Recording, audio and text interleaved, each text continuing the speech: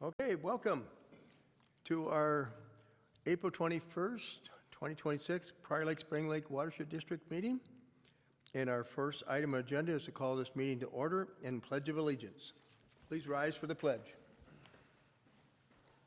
I pledge allegiance to the flag of the United States of America and to the republic for which it stands, one nation, under God, indivisible, with liberty and justice for all.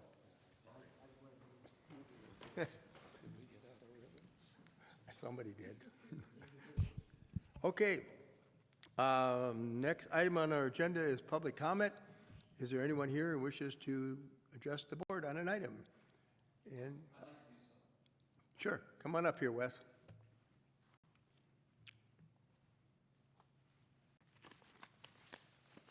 Make a note here.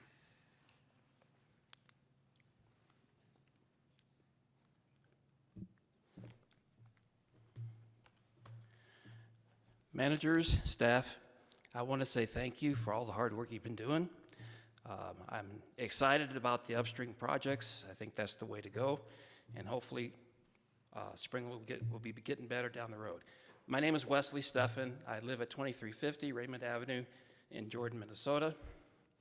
I'm also the president of the Spring Lake Association, and happy to be here. So what my reason for talking tonight is just to make you aware that our annual meeting is coming this Thursday. It's going to be held at the Wilds. And I also like to thank Joni and Emily and the staff for supporting us by allowing us to bring in a panel discussion this year where we're going to talk specifically about water quality. We have Emily's going to be on our panel. We have Ann Wilkinson from EOR. And we also have Connor McComas from Blue Water Science, who will also be on our panel to answer questions, which we've already provided a pretty good selection of questions that have come from either from the board or from residents on Spring Lake. So I'd like to invite the board and the staff. You're welcome to attend our annual meeting. It'll be Thursday night at 6:30. It starts at 6:30, registration at 5:30, and it will go to about 8 o'clock. And that all depends on how many questions we get. The second thing I'd like to bring your attention to is the board, our board, was trying to figure out ways that we can give back to the community. And one of the ways that we're going to do that this year is we created 2 environmental stewardship scholarships that'll be awarded to graduating seniors at the Prior Lake High School. We've had 5 applicants so far. We're letting the board over there take care of managing and scoring the applications who had to submit a 300 to 400 word essay. So those will be awarded June 1st at their annual awards meeting. So with that, thank you so much. Thank you, Wes. And what's that date again? Is it May? For the annual meeting? Annual meeting. April 23rd. Oh, April 23rd. April 23rd, I'm sorry. This Thursday. This Thursday, wow. Yes. I have a conflict, but it's okay. We will also be live streaming the annual meeting as well and recording it for future prosperity. So, all right, thank you. And thank you for all your efforts too, and with the Spring Lake Association. You guys do a great job. All right. With that, I guess if anybody wants to go to the board, go to the meeting, do we have to notify 3 board members? I can't go, but does anybody else want to go on this? Check. Okay. I guess we'd have to check with Joni if we're going to go. I would just ask if you are going to go, just to CC, let me know, just to make sure if we have a quorum that I can notice it. Yeah. Okay. All right. Next item on our agenda is the approval of the agenda. Are there any additions, corrections, deletions from staff? None from staff? Any from the board? Okay. I need a motion to approve the agenda. So moved. I think I got Manager Tofernelli got it first. Manager Boyles second. All in favor of the motion to approve the agenda, say aye. Aye. Opposed? Motion carried unanimously. All right, now we're going to go to old and new business. we're going to start with programs and project update from staff. All right, I'll begin with the programs section of the presentation. We'll kick back into lake levels, and for you all out there in the public, to access the district's online lake levels, you can click the green highlighted link on the front page of the watershed's website, PLSLWD.org. On that link, you'll access a dashboard with all our web pages. So, typical spring fashion, Prior Lake is on the rise. We're at 902.18. Got it there.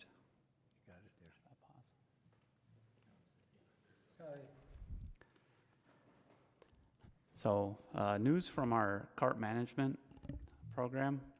So, the Minnesota Aquatic Invasive Species Research Center created a grant this winter that is called an externship program. So, they allow for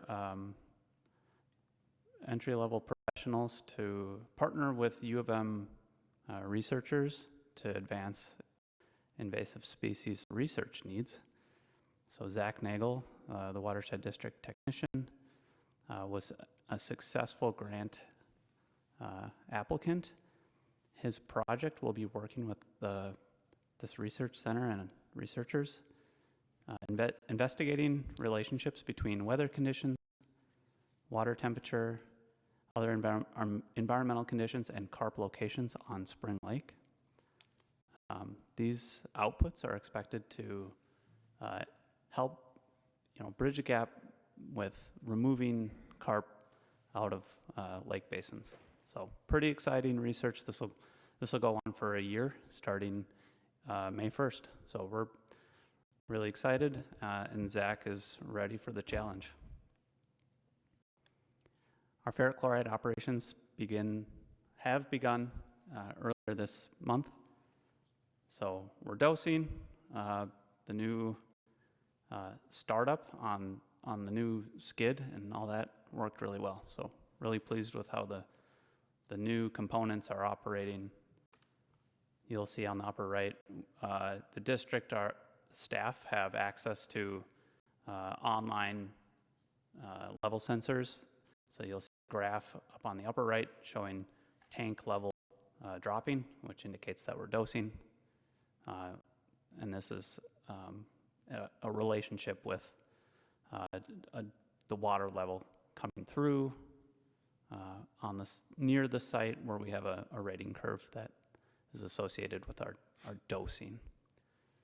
Another thing we're planning for in our ferric chloride operations is curly leaf pondweed treatment at the Highway 13 wetland, and this will reduce buildup of aquatic vegetation on the carp grates that have a negative impact on the true or the actual value of water coming through. We're busy working on aquatic vegetation management. So while Blue Water Science is still out creating maps of current projected curly leaf, I've got some. I'm working with consultants on costs. The district plans to treat curly leaf pondweed on Tier 1 lakes outside of 150 feet from shore where projected heavy growth occurs. You'll see on the right, this is the April 10th survey from Spring Lake. This shows what is called a meander survey, and this helps determine where heavy growth is occurring. You'll see that in the bottom, we'll call it the southwest lobe and then the south central lobe, have some pretty high projected growth areas that will delineate and then likely treat. We're going to be treating with a new herbicide this year, flumoxazine, different than diquat. You'll be happy to know that I worked with the contractor and got a reduced rate on last year's survey based on results, last year's treatment based on results. That'll show up in this year's invoices. And then just a reminder that the district was successful in getting a DNR control grant on Upper Prior Lake for 2026. And so we'll have additional costs covered up to $7,400. And then lastly, I will be talking about lake water quality report cards on some of our Tier 2 lakes. These lakes don't have a public access, but the district has interest in current or future actions on these water bodies. So we'll start with Pike Lake. The district monitors both the western and eastern lobes.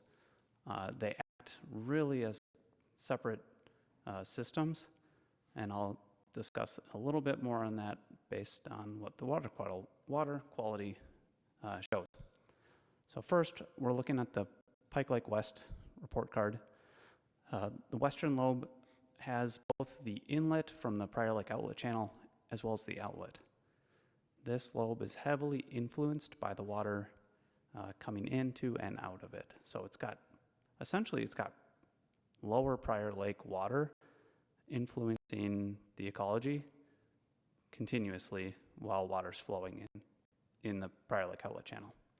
And a good way to understand that is looking at the phosphorus row where the grade is a B. You'll see this kind of steady results near the red line, which is what our goal is. This sort of rise is right around 2021 to 2024 when we had that drought. So you'll see good water quality over here from 2016 till 2020. Drought, there was not flow out of Lower Prior Lake. Phosphorus levels spiked, and then now that we're receiving good, normal rainfall and outlet of Lower Prior Lake, the phosphorus levels go down. Now we're back at a B. This lobe is also densely vegetated, which coincides with high, good water clarity, which is close to the goal here, and then fairly low chlorophyll levels. Pike Lake East, on the other hand, has very little vegetation. It's got high internal loading. It's got carp. Generally, this is a pretty consistent report card for the eastern lobe here. It's got a D for phosphorus. Chlorophyll A has a C, clarity a D. So, we're looking at ways to improve Pike Lake East. Arctic Lake is sampled by Shakopee, Metawakan, and Sioux community. There's been tremendous efforts to reduce external loading. The tribe is also looking at ways to work on internal loading. So carp management is an effort that's being actively taken right now. So hopefully removing carp can help turn around the lake. And then lastly, we've got Buck Lake. So phosphorus levels have been climbing, we'll say that, and that's a declining trend, and that's statistically significant. Chlorophyll A is at a B, as well as clarity at a C, where no trends are present. So something is driving phosphorus levels to rise in Buck Lake over the last 10 years, though there was a drop last year. Buck Lake is an important receiving water body to Spring Lake, where a lot of the nutrients flow through the channel, starting from Fish Lake, going through Buck Lake into Spring Lake. So something to keep an eye on here. So phosphorus levels are climbing. And that's all I have for reporting on programs. I have one question on Pike Lake. I think it was mentioned at our PLOC meeting that the Sioux community was interested in providing another outlet to the east side, so that you're aware of that, and I think Yeah. something like that was going to happen, so you can get rid of that stagnant water condition, so to speak. Yeah, Manager Loney, Shakopee, Metawakan Sioux Committee is actively working on a feasibility study right now to create an additional outlet where water then can have a little more of a flow path through Pike Lake, reducing that stagnant water and hopefully contributing to, overall better water quality. And that watershed area of 21,000 acres, that's considering all of Spring Lake, upper watershed and all that, okay. Yep. All right, any questions? Okay, very good. Okay, I'm going to segue right from Jeff's F on Buck Lake into solution on Buck Stream. So the areas marked in green or bright color here are areas of Buck Stream that are stabilized. We did a section of them here on the right, and the other section was done by the landowner. Buck Stream is one of the only natural streams in the district, and you can see at the bottom of it, there's a old sediment plume that's been filling in Buck Lake, which I cannot say that it is causing those increases in phosphorus, but it is an interesting piece of the picture. Another interesting piece of the picture is that we completed our stream restoration and saw those phosphorus levels go down. However, it's 1 year. I would not say that that is causation, but it is interesting. So as we're looking at continuing to improve this stream, the other sections are eroding as well. We were approached by Soil and Water. They have a grant for $65,000 available for stream bank work. So we started to think about, could we do a phase 2? That money expires that of 2027. And so we reached out to some landowners. Hope I have some pictures here. This was our phase 1. And we reached out to some landowners downstream, and they said they were interested. So we are proceeding with developing a quote for that. You'll see a scope for engineering services in today's consent agenda, and the intent of that scope is to progress from the idea of continuing stream restoration into 30, 60, 90% design with estimates.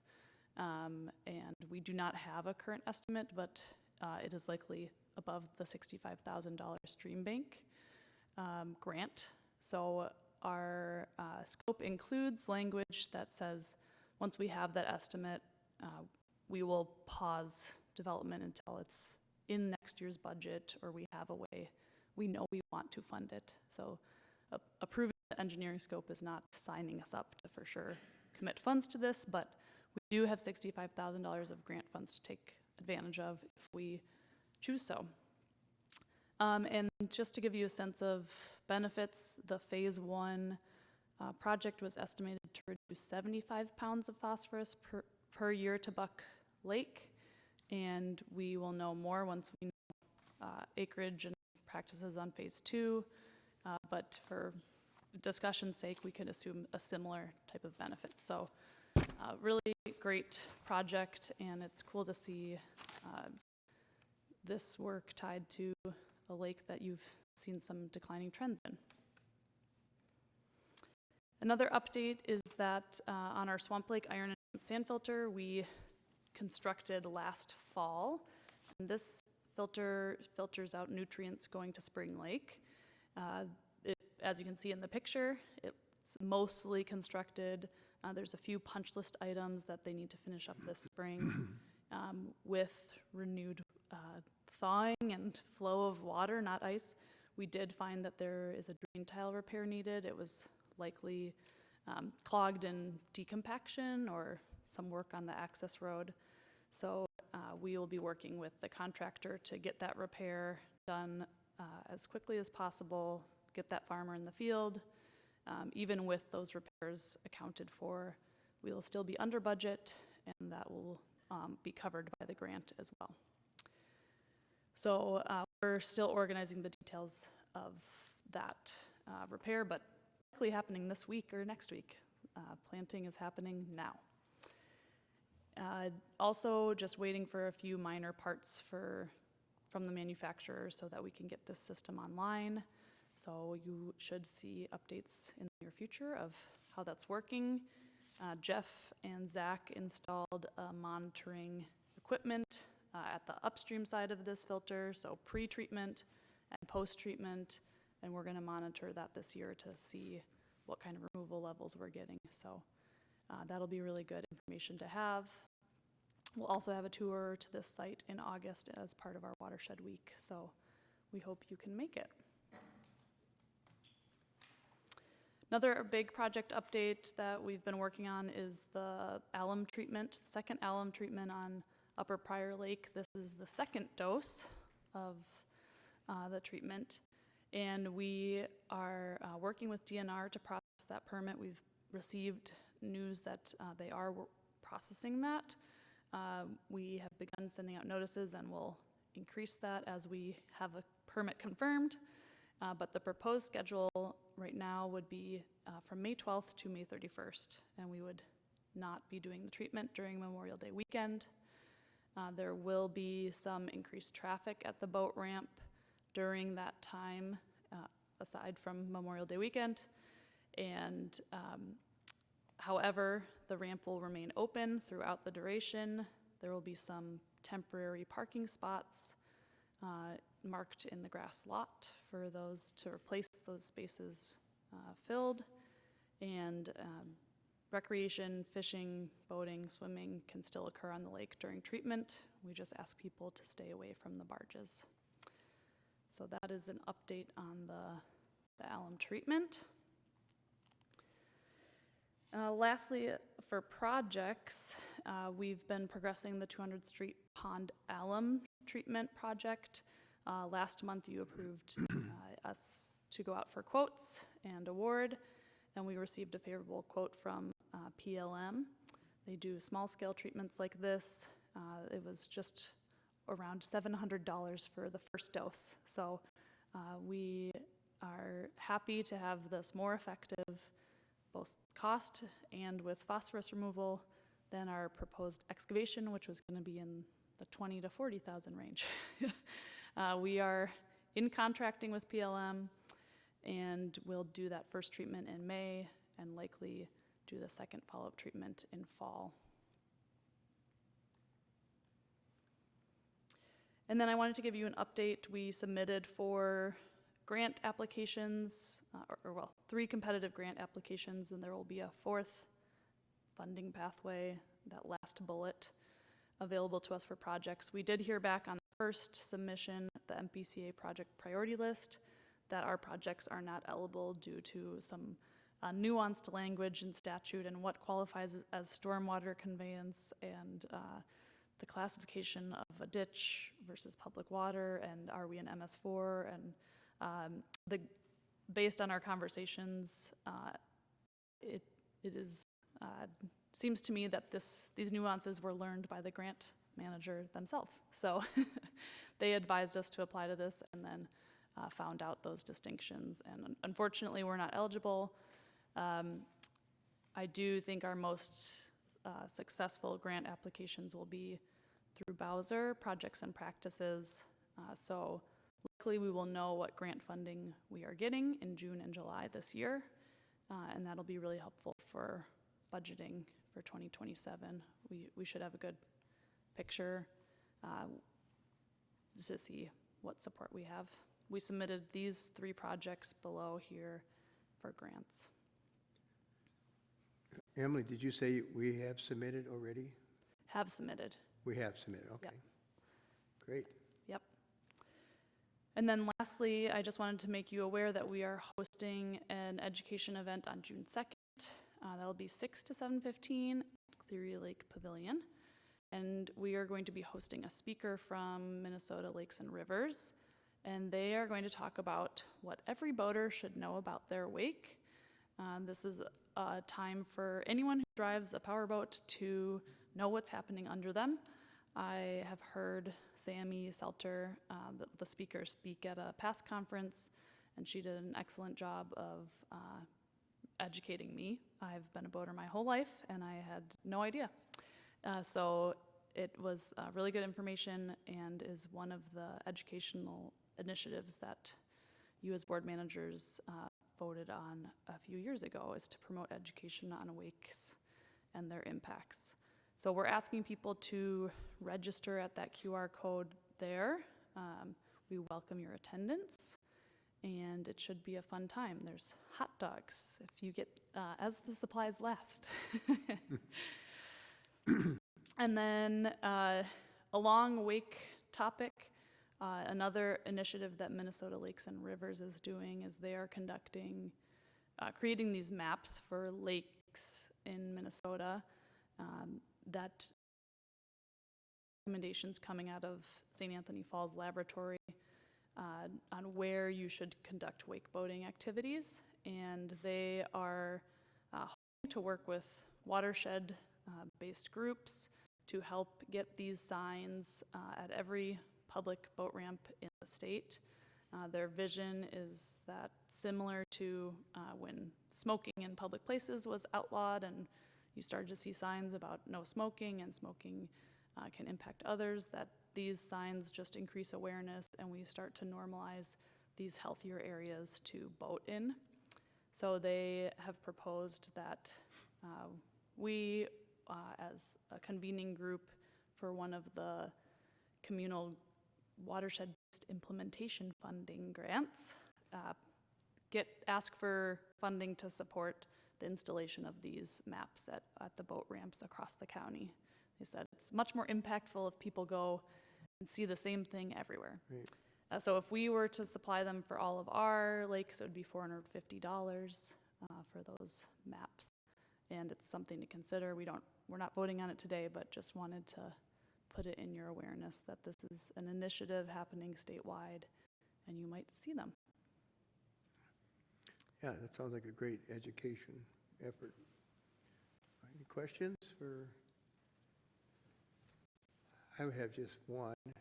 If we get an alum grant for Fish Lake, are there other contractors who could do that besides Solitude or whatever their name is? I would have to check based on the size and quantity, but it definitely more likely than Upper Pryor. Okay. Upper Pryor is a big project for even Solitude. Okay. Yeah. And then I did have another question, but it's probably for Jeff. But when I looked at Buck Lake, and F and B, chloroform and phosphorus, would that be a good candidate for alum treatment? It's only 50 acres. Is there a lot of internal phosphorus that we could? I mean, there's obviously stuff coming in, but just I don't know what the thoughts are on that. I see Jeff and Carl shaking their heads, so Or maybe Carl has a mic. An answer? So we will be sharing, EOR was retained by SMSC to do the feasibility study for the second outlet on Pike Lake, but it's not a feasibility just looking at a second outlet. It's also looking at other management strategies. So Ann and our crew did collect cores out on Pike Lake and tested that, and the phosphorus sediment loads are rich, let's just say. Yeah. And I was just talking with the team today, and we had completed the internal load model as of yesterday. So it will be a management strategy that we at least discuss with SMSC as part of the feasibility study, because there could be seasonal concerns or at least perceived concerns with adding flow through that east lobe that is quite nutrient rich, and you don't want to just necessarily flush that downstream either. So More to come, at least in discussions with SMSC, but alum will be presented as part of a Okay. potential package solution. And that similar solution could be used for Buck Lake too, probably. That's what I was looking at. Buck Lake had an Possibly. F and a B, I think, or something like that. I don't know what the internal load has, if that internal load has been studied on Buck Lake. So that would be something we would need to do first. Yeah. Just curious. Nothing, I'm not asking for a study right now, I'm just curious. Because I saw the F and the B and I thought, well, there's got to be something that we can do. Manager Boyles. I should have asked this a long time ago, but I didn't. The quantities of alum that we use, hundreds of pounds, thousands of pounds, tons? Any idea? Well, it depends on the lake and how much needs to be treated, but Upper Pryor is, yeah, thousands of 100,000. gallons. I don't have the exact numbers in my brain, but it's a lot. They'll be delivering semi-trucks, refilling those tanks pretty much continuously from 9 a.m. to 3 p.m. daily when they're treating, so. Does that It's a lot. material come from the same place that fertilizers and oil come from?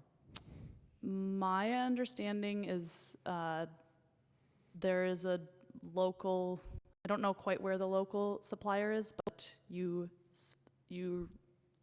use your local supplier because the cost of transporting it is so high. Substantial, yeah. Yeah. And is it subject to tariffs? Good question. Sorry, this is late in the game, but it, I have heard that speculation that tariffs would be an impact to alum, but I haven't specifically seen that stated or in my work. thank you. Okay, any other questions for staff? All right, so we are now for the main event for tonight, the annual report approval. Page by page. Thank you, President Loney. Managers, good evening. Appreciate you having me here tonight. The Prior Lake Spring Lake Watershed District completed their 2025 annual report. I'd like to walk through and highlight some of the successes and implementations that they had for 2025. And then I'll take any questions with some help probably. And then I'll have a staff recommendation for the board once I finish. So in 2025, I know the district made a lot of progress with the landowners, and with their support, they were able to implement several projects. 3 of those being the PLOC pipelining project, which was completed in May, the Swamp Lake Iron Enhanced Sand Filter, which will be in operation in spring of 2026. My understanding is that it's predicting to remove 89.1 pounds of phosphorus. And then finally, at the ferric chloride system, there were improvements made there to the building with replacing a new tank, adding a garage door, improving the driveway, and adding a gate that was installed as well. Under operations and maintenance for our carp management program, we continue to monitor carp. Upper Prior Lake, Lower Prior Lake, and Fish Lake are within the maintenance phase, and they're continuing to be monitored. Spring Lake is really kind of the primary focus for surveying and removing carp. And I did note here that we did remove over 18,000 pounds of carp from Spring Lake this past month. At the ferric chloride facility, we did do a treatment between May 29th and October 20th. We treated with over 8,700 gallons of ferric chloride. They increased or applied a new dosing within the summer, and then the study that was completed have some efficiency improvement suggestions, which is adding an additional inlet pipe, raising high flow bypass, and improving the outlet. My understanding is the construction plans are anticipated to be completed in the summer of 2026. Is that correct? All right, education and outreach. We completed 32 cost share projects. Those consistent mostly of prescribed burns, I think a rain garden, and a lot of natural landscaping. The improvement for that reduced phosphorus by 225 pounds, and we removed 193 tons of sediment, or reduced it, I should say. That's equivalent to 13 dump trucks full of soil. The farmer-led council is over 1,390 acres. And the benefit there is, the benefits there include the removal of a reduction of 1,089 pounds of phosphorus and 1,030 tons of sediment. We also added or certified 2 farms to our Lake Friendly Farms program. Since 2019, we are now at 1,131 acres, which is 20% of cropland that's certified. Continuing with education and outreach, we continue to engage our community and educate them, inform them. We had our Carp Carnival this year in the summer in July, and we also did our 2nd annual Watershed Week, which was a success. We've had some table lead events at the Fall Community Fest, and we continue to be active on social media and our website. I want to thank you guys also for participating in some of those outreach activities throughout the year. From a planning perspective, we're continuing our efforts to identify and prioritize water quality projects in the upper watershed. We completed the Fish Lake Management Plan, and you'll notice, as Emily spoke, the 200th Street Pond improvement and the Spring Lake West Iron Enhanced Sand Filter have progressed over to capital projects now. Anything else you want to say? Monitoring and research. So we are continuing to monitor several streams and lakes, you can see, water elevation, water quality, and for vegetation. And we treated 65.63 acres of curly leaf pond reed across Spring Lake, Upper Prior Lake, and Highway 13 wetland. There was a low-dose pilot study that was done, approved by the DNR, and I believe there are plans to make a switch in 2026.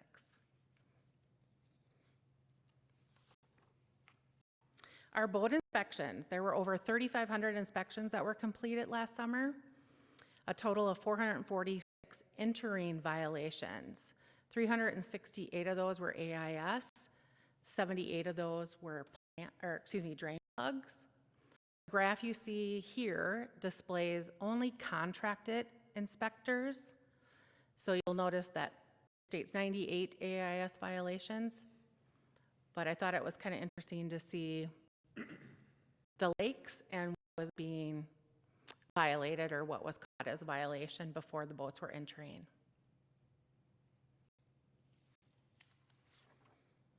Under regulation for easement inspections, we have completed 40 parcels that are in compliance out of the 124 that were inspected. We continue to put our efforts more towards the high level violations. Those that are in compliance, we do inspect every 3 years.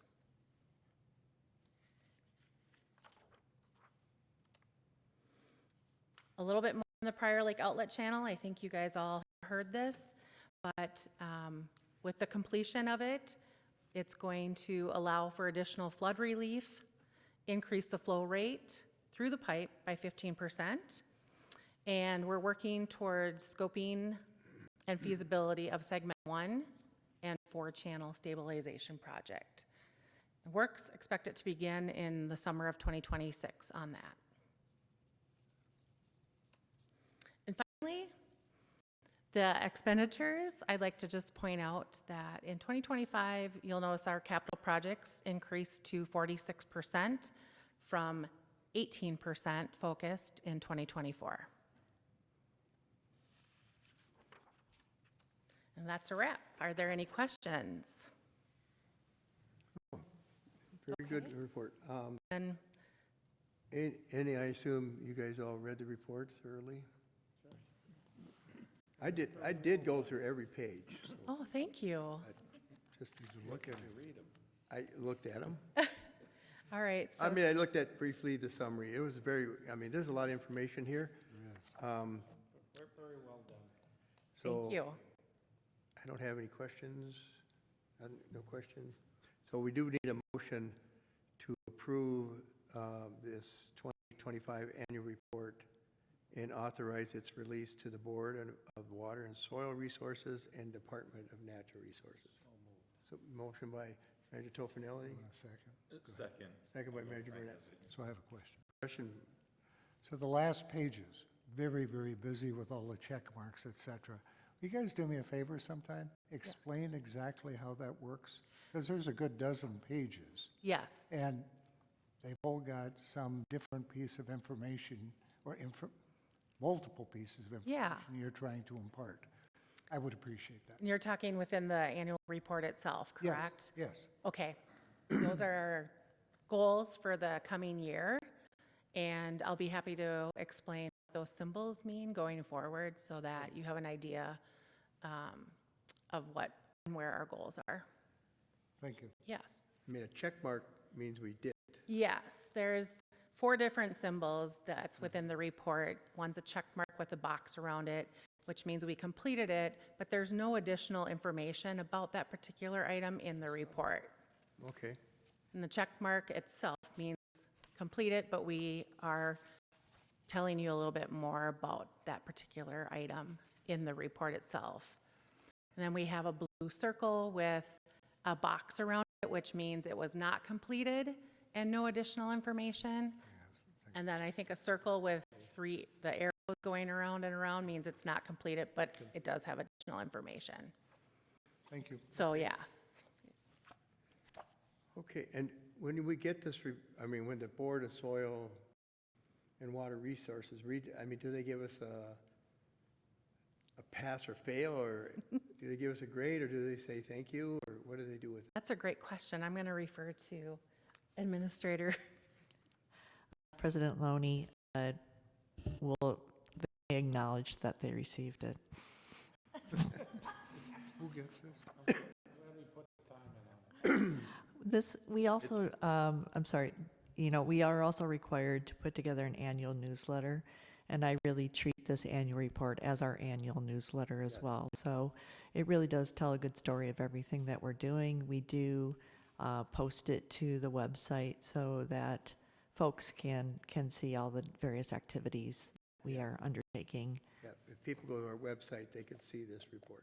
That is correct. Okay, And every single one of them reads it too. the most hits we get is Yeah, this. yeah. Okay, I know we have a motion and a second to basically approve this annual report and send it on to the Board of Soil Resources and Department of Natural Resources. All in favor of the motion, say aye. Aye. Opposed? Motion carries unanimously. Okay, I think at that point, we're up to the treasurer's report. And I am pinch hitting for Christian. He's in Denmark visiting his mother. And I just got some talking points here from Joni, but general expenditures are running a little higher, and there's a couple reasons for that. Many of our costs are front-end loaded. So we towards the beginning of the year, so our percentages will be higher. So just be aware of that. Implementation fund expenditures are about what they are for the time of year. And our cost share contribution for the PLOC, that's our big item. We had budgeted $226,000 and it came in at $228,000. So we're about $6,500 higher than what we had budgeted. So if you look at the cash flow, which is probably the big one that we always want to be aware of, the alum treatment money is shown to be expended or to be paid for in May. But the reality is now, since it's being done in late May, that expenditure won't occur until June. And then we also get our first half of the tax levy in June, so the cash flow will not really see a big drop. It'll be kind of so much in, so much out, it'll be neutral. And so that's good. And we do have adequate funds to carry out our planned district operations to the end of the year. And last, if you look at the cost analysis, which is on page 74, the big item there is, again, the PLOT contribution, which is about 45% of the total for the year so far. And that's because we pay it all up at once. And that's our contribution to the PLOT for the year. And we should expect our first quarter invoice from Scott's SWCD next month, and relating to permitting, FLC, and cost share activity. Other consultant contractor costs will start to increase associated with increased summer activities. And just one other comment here, there is a quarterly financial statement on the consent, and the only thing you should really be aware of there that we split the money between money market and CDs, and the interest rate is about 3.6 on money market, 3.8 on CDs, and those interest rates are trending downward. So FYI, any questions on my treasurer's report? More questions? Well done. Okay. Actually, I had a lot of help. So I just read what it was for you. It actually does check out pretty good. I like the cash flow scenario, which we kind of were worried about the alum, but that's going to work out great. Okay, so now we're at the point of consent agenda, and I will read the consent agenda.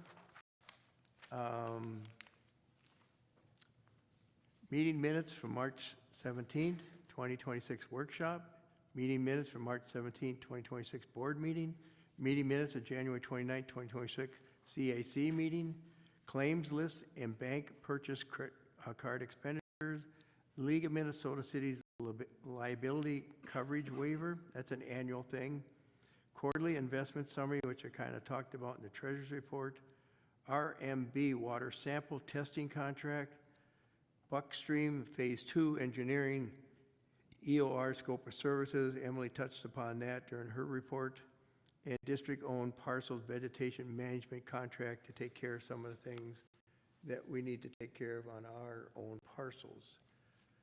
I should have asked, is there any item that wants to be removed from the, okay. Let's have a motion to approve the consent agenda. So moved. Motion by Manager Burnett.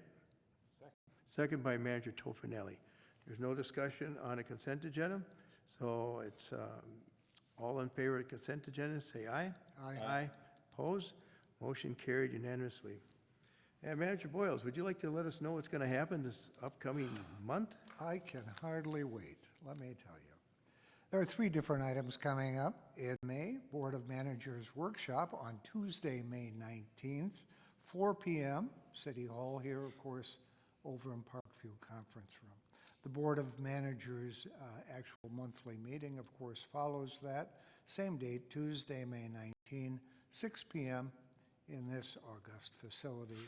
And finally, in May, there is a joint board CAC tour and meeting Thursday, May 28th. Tour begins at 4 p.m., leaving here at City Hall. The meeting at 6 p.m. at Jeffers Foundation Building at 3884 Fountain Hills Drive, Northwest Prior Lake. And again, do we have restrictions on the number of people that can jump in the bus? Yes, the bus is only the size of the bus, but if people are extremely interested, they can reach out to me. But the intent is to focus on board and CAC members and partners. Okay, thank you. All right. With that, that's the end of our meeting. For a motion to adjourn. So moved. Motion by Manager Tofinelli, second by Manager Burnett. All in favor of us adjourning, say aye. Aye. Aye. Opposed? Motion carried. We are done at 6:50. Thank you, everybody. Good night.